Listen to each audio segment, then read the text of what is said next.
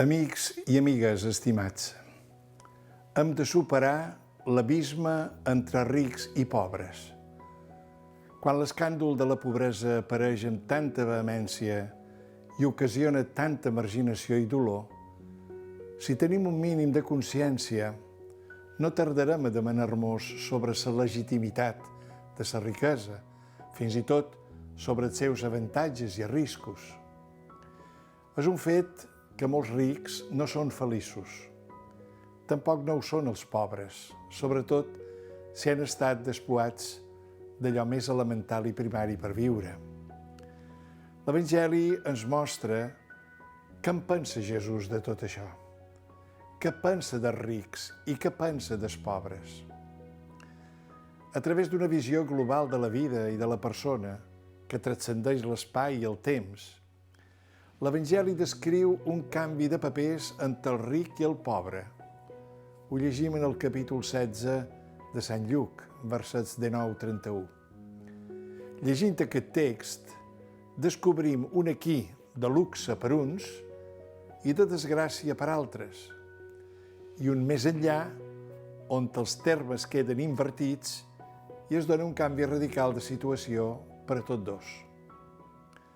En la paràbola del ric i de Llàtzer, el pobre, Jesús fa veure l'oportunitat de fer cas de la paraula de Déu i d'arribar a la conversió, opció que troba la negativa del ric, que anava, diu l'Evangeli, vestit de pòrpora i de lli finíssim i cada dia celebrava festes esplèndides. Hi ha una advertència, per tant, sobre un estil de vida basat en el luxe, la diversió, l'ostentació i el malbaratament, tot això viscut amb aquell orgull que du al menyspreu i a l'oblit dels altres. Jesús vol dir-nos que, mentre vivim en aquest món, sempre som a temps per a la conversió a Déu i el proïsme. El profeta Amós contempla l'escàndol social dels qui vivint, despreocupats per la situació del seu poble, una situació que no els fa gens de pena, es pensen en aquesta bona vida carregada de confort i diversió que hi ha la felicitat que porta la salvació definitiva. I no és així. La salvació cristiana és un alliberament integral de l'home, alliberament de la necessitat, però també de la possessió mateixa, perquè l'amor al diner és l'arrel de tots els mals. Per haver-s'hi llançat, alguns s'han desviat de la fe. Ho diu Sant Pau a la carta a Timoteu. El pecat del ric és fer de la riquesa el seu propi Déu i oblidar-se dels qui no en tenen res.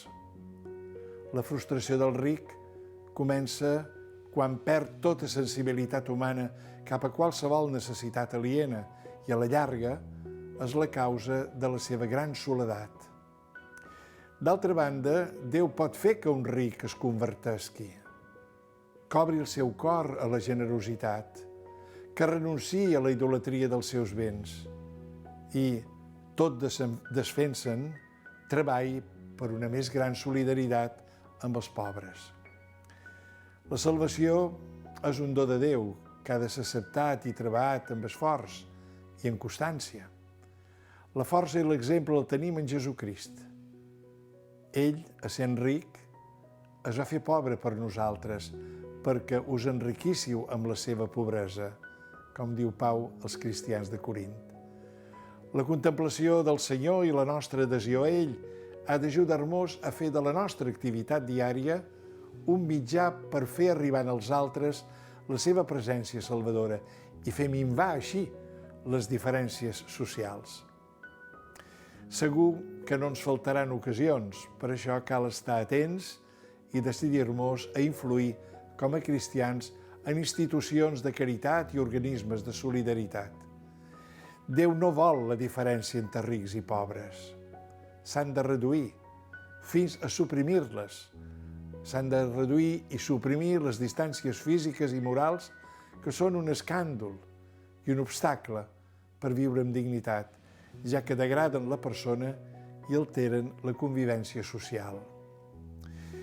La crida a la fraternitat vol ser el signe que ens obri els ulls i el cor per influir en la manera com s'organitza la nostra societat.